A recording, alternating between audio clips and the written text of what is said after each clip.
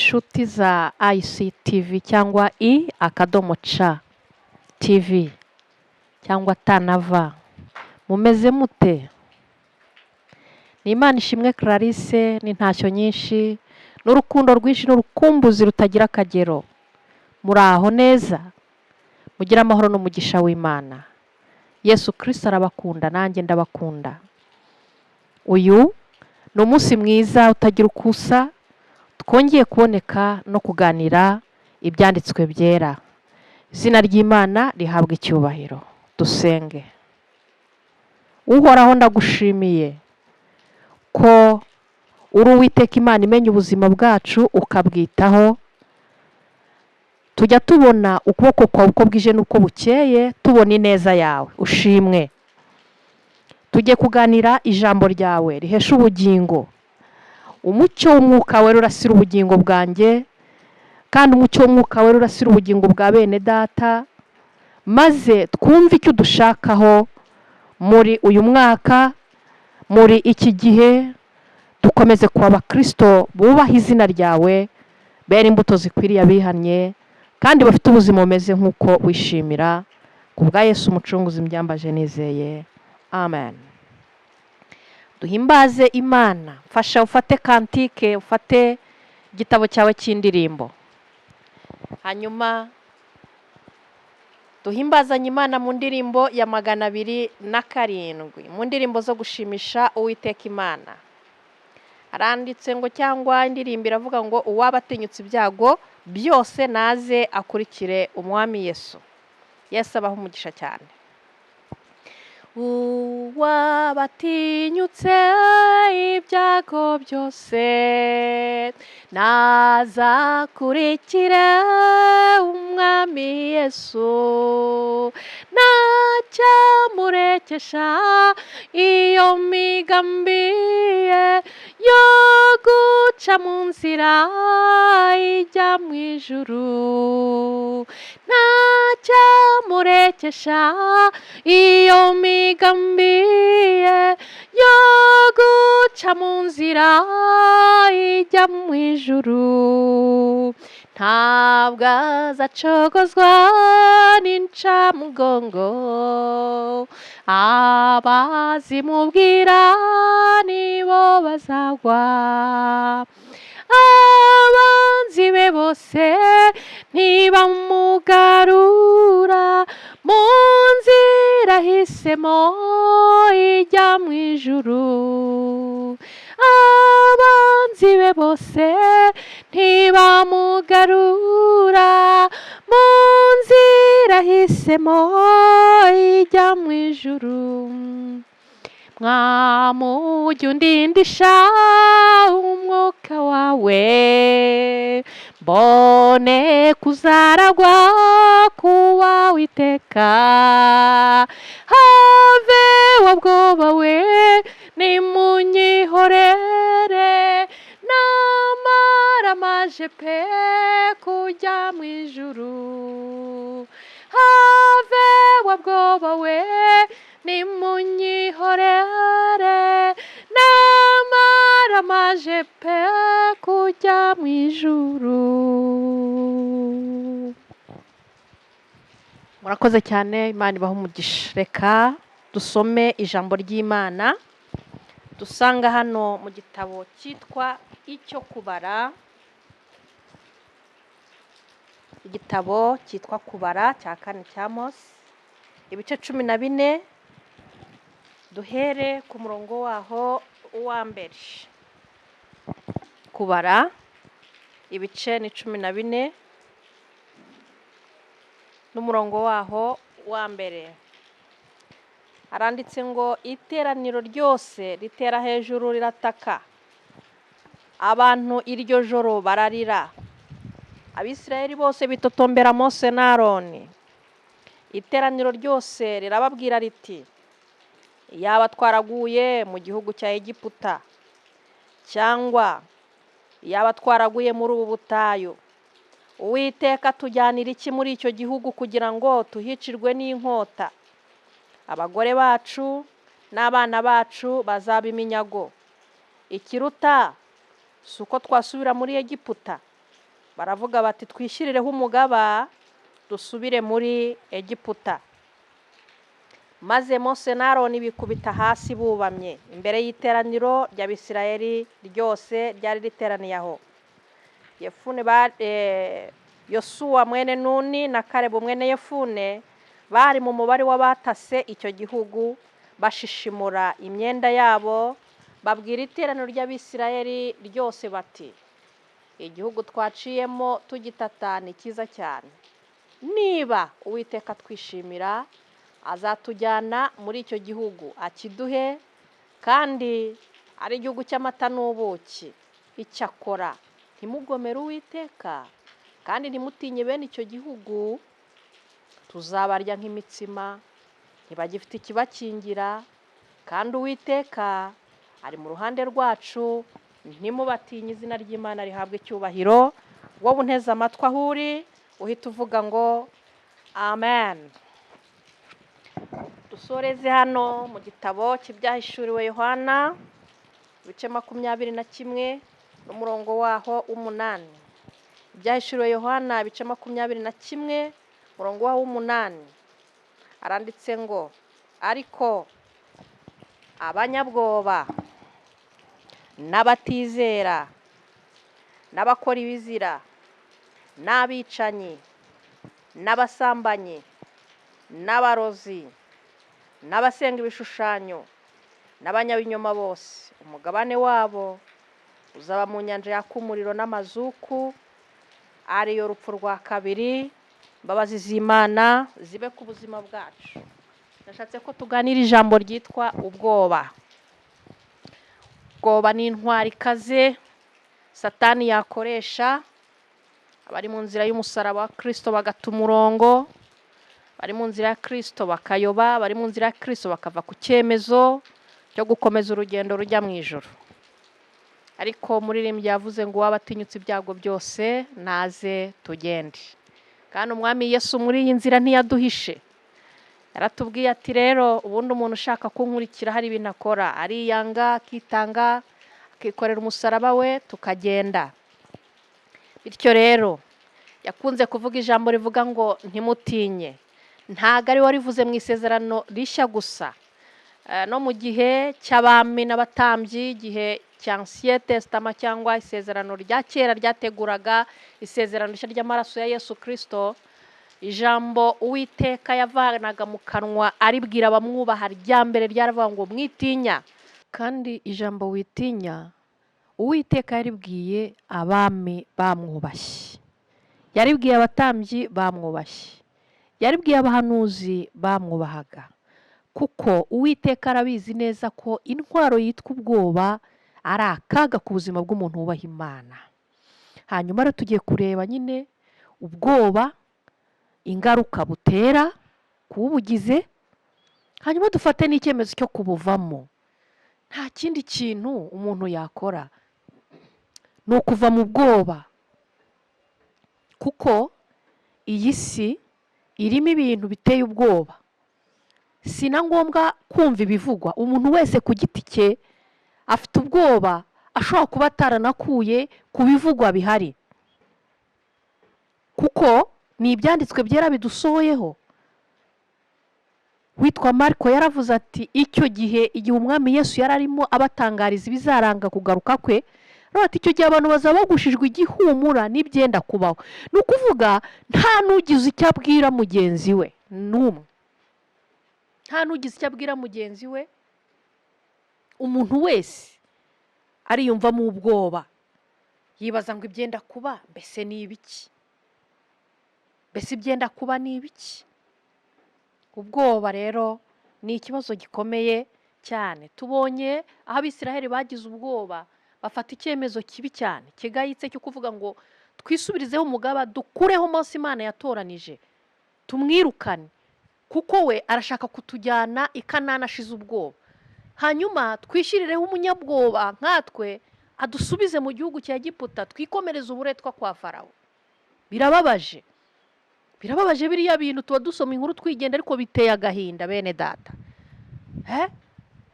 Twisubirire mu Egiputa, bongere bajye gukubitwa, bongere bajye gukoreshwa uburetwa. be kujyana n'abashize ubwoba. Ariko Imana ishimwe cyane, nta gihe na kimwe Uwiteka azigera abura intwari zimwizera. Naho satani yarwana intambara iremereye, bakristo muhumure rwose kandi cyane. Abubaha Imana ntago bajya babura mu gihe icyo ari cyo cyose. Yosuwa na Karebu bamaze kubona iteraniro ririze rivugije induru, bacitse intege uko bakabaye, baravuga bati ariko twe dufite ikinyuranyo. Niba twasanze igihugu ari cyiza, Imana ishimwe, tugasangamo umweru w'inzabibu, koko abo bagabo bababonye natwe twababonye, ariko twe ntitwigeze twibona turi nk'inzige kuri bo. Oya, ahubwo twe twatekereje ibi bikurikira. Twavuze ngo niba Uwiteka atwishimira, bene data, aba bagabo tuzabarya nk'abarya imitsima. Ntabwo Bibiliya ivuga byose, ariko ngeka ko wenda babibukije ukuntu Imana ibavanishije amaboko akomeye kwa Farawo, Imana uko ibambukije inyanja, n'ibindi byinshi Imana yabakoreye mu rugendo. Baravuga bati rero, icyitonderwa, ikintu kiri bubakuremo ubwoba, ntimugire ikintu cy'icyaha na kimwe mukora, ntimugome. Nimutagoma, Uwiteka araba mu ruhande rwacu. Bariya mu babisha bacu nta Mana bafite, nta Mana iri mu ruhande rwabo. Uwiteka ububasha bwe bwose arabutugotesha, turabarya nk'abarya imitsima. Iteraniro ryuzura impemburo, imitima y'abantu ubwoba, dayimoni w'ubwoba asohokamo, bakomeza urugendo kandi batashye igihugu gakondo. Nshuti munteze amatwi, ba hafi ndetse na kure cyane ku yindi migabane, nagira ngo mbabwire ngo ikintu bita ubwoba ni ikintu gishobora kugutesha umurongo rwose. Rero abakristo muri iyi minsi hari ibintu biteye ubwoba, ndashaka kubasaba ngo nimuve mu bwoba, mwebwe mukora igikorwa cyangwa mukomeze intego yo kubaha Imana, ubundi murebe ko ubuzima uko bumeze, urebe icyo wakora kirimo kubaha Imana. Imana idufashe cyane. Hanyuma twasomye ijambo riri mu gitabo cy'ibyahishuriwe Yohana. Yohana ari ku kirwa cy'Ipatimo, yeretswe iby'ijuru rishya n'isi nshya. Abona uko bizaba bimeze, ariko ngo agiye kubona abona hari abantu batazarigeramo. Yabatondetse, yavuze abasambanyi, yavuze abasenga ibishushanyo, yavuze abakora ibizira, yavuze abarozi, yavuze ababeshya, ariko yongeraho n'ijambo rivuga ngo n'abanyabwoba. Ngo bene abo ntabwo bazigera baragwa umugabane muri icyo gihugu, ngo ahubwo umugabane bo barangije kugabana.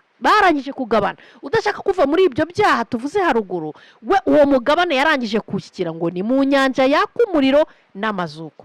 Cyo ngaho nimumbarire, ufite ubwoba bw'ibihe, uratekereza kureka Kristo kubera igihe uko ubona kimeze, hanyuma ubwo bwoba gusa Kristo baramutse aje akagusanga muri ubwo bwoba ufite.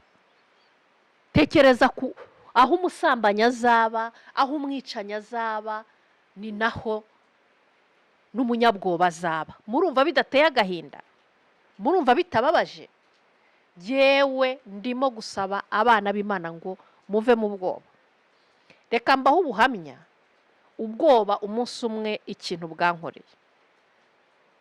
Iki gihugu cyanyuze mu buzima bukomeye, burimo jenoside yakorewe Abatutsi muri Mata umwaka w'1994. Nari nihisha ahantu mu ishyamba, hanyuma aho hantu hari inzoka nini cyane yajyaga ihaca. Shobora kuba yarabaga igiye nko gushaka amazi yo kunywa mu bishanga, kuko yahacaga saa 8, hagati ya saa 7 na saa 8, iteye ubwoba. Numvise umutima nama wanjye cyangwa umwuka waranyongoreye arambwira ngo ntuzigere wiruka abonye inzoka, ko yarahoreye bwa mbere ngira ngo ni imvura igiye kugwa, ariko nkabona hari amanywa menshi cyane nta n'agacu k'imvura gahari. Nkebutse gato mpita mbona iteye ubwoba, nafunze umwuka sinahumeka, iramanuka. Yari inzira yayo nta handi yakataga, ibikora iminsi myinshi. Ariko umunsi umwe nagiye kumva numva ahantu nicaye harimo gutigita, nibaza ko ari ya nzoka ihinduye ingendo. Hanyuma sinzi uko nahagurutse gato ngo ndebe ikibazo gihari, ngiye kubona mbona ni abicanyi kandi bo ku rugo iwacu. Mu kanya nk'ako guhumbya, umutima wambwiye urupfu ngiye gupfa, kandi bari baboneje inzira ahantu ndi badashaka guca mu nzira nyabagendwa kugira ngo aho bari bagiye gukora ubwicanyi batababona. Mu kanya nk'ako guhumbya, ubwoba bwaranzabiranyije, ntekereza urupfu ngiye gupfa, mpitamo korwa ngo nduke umutima. Ubwoba bwaniye kumukorwa ngo nduke umutima, ariko numva sinkurutse. Bwaranteruye bungeza muri metero, bungejeje muri metero ndahanuka nikubita hasi ngwa muri koma. Ariko kuko Uwiteka yangendereraga muri iryo shyamba, akambwira ko nzabaho kandi nzakora umurimo witiriwe izina ry'Uwiteka, ntago bambonye, nyamara banciye hafi cyane. Naguye muri koma kuva saa 7, navuye muri koma saa 9:30. Maze kweguka naravuze nti nkwiye kwigaya bikomeye, ubu nari nishwe n'ubwoba. Hanyuma naravuze nti nkwiye gufata icyemezo cy'ubutwari, niba ari no gupfa ngapfa ntafite ubwoba, kuko natekereje iri jambo ryo mu byahishwe, navuga nti iyo mpfa kuriya byari bungendekere gute. Ntago mbizi ibanga ry'Imana n'umuntu mu kumusarura, ariko iri jambo nararyibutse. Ubwoba bwanakwica ntawe ugukozeho, ubwoba bwaguteza kubaho ubuzima utateguye. Umuntu akavuga ati jyewe ntago nakora sinakira, nyamara n'abafite ubukire ntago bigeze babuvukana, nubwo wenda hari ababurazwe n'ababyeyi, ariko ntago ababufite babuvukanya benshi, barabushatse, barabuvunikiye, baraburuhiye. Ukareba umuntu ukabona wowe ntiwakwigeza ku buzima yigejejeho. Ubwoba ni bubi, ubwoba ni icyaha kizatuma abantu batinjira mu bwami bw'Imana. Reka nsoze mbabwira ko iyo umuntu yafashe icyemezo cyo gushira ubwoba, cyane ko twe tutabwimara, tubumarwa n'Umwuka Wera, Imana ibana nawe kandi igakorana nawe imirimo itangaje. Mu mwaka wa 2005, nimutega amatwi ubundi buhamya bwo gushira ubwoba ku buzima bwanjye. Mu mwaka wa 2005 nari ntuye ahantu hamwe, ahantu hari hiyubashye rwose, hari amazu y'imidugudu yubatswe na mbere ya Jenoside, hari ahantu hari iterambere na mbere y'intambara. Hanyuma hari hatuye abanyamahanga, hakabamo umugabo umwe wari waravuye i Burayi, azana imbwa yigishijwe kuryana nta kindi izi. Abantu bakajya bareklama mu manama y'inzego z'ibanze, abagabo bakavuga batari ko twananiwe gukora kubera imbwa y'ahantu kwa kanaka ishaka kuturya mu gitondo, ubu ntago tukizinuka ngo tujye gushaka imibereho. Hanyuma umunsi umwe rero nza kuzazinduka, njye nibagiwe ko icyo kibazo gihari. Mvi wanjye nari ngiye ahantu kure ku mupaka w'u Rwanda n'ikindi gihugu. Hanyuma ngeze hafi, ariko hatari hafi cyane, nagiye kumva numva ubuzima bwanjye bumpaye warning, burambwira ngo hari ikibazo, umubiri usesura umeza, umusatsi umvaho, nyoberwa ikibazo gihari. Numvise ijwi mu bugingo bwanjye rimbwira ngo witinya, ndi kumwe nawe. Nibajije ko ari umuntu ugiye kunyica, nibajije ko ari inyamaswa y'inkazi igiye kundya, ariko kuko numvise Umwuka Wera nkomeje, nahise nkomera. Nari ntangiye gutekereza ngo reka ngenze umugongo, nibura ikinyica kinyice, ndeba nsubira inyuma, ariko numva umutima urankomeje. Nakomeje gutera intambwe, ariko ntera intambwe nitonze, kugira ngo umwanzi ugiye kungirira nabi dusakirane, niba ari ukurwana turwane, ariko nanjye namubonye.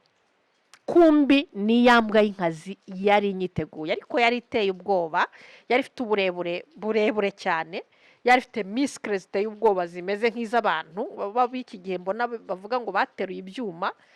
Yari imbwa iboroga nk'inyamaswa, nta nubwo yavugaga nk'imbwa nzi, yari iteye ubwoba cyane. Twarwanye nyikubita mu izina rya Yesu Kristo, umwana w'Imana. Nkayikubita ikagera ahantu yumva nyibabaje, igatera intambwe ikampunga nk'ebyiri, igategereza ko ndeba imbere ngo ngende ize indye.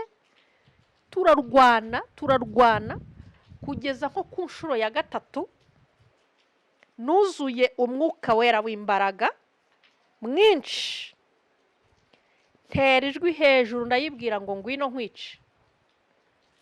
Ariya ni amatungo yumva, nayo urupfu rwarayitashye nk'uko nanjye ikibazo cyantashye inteze.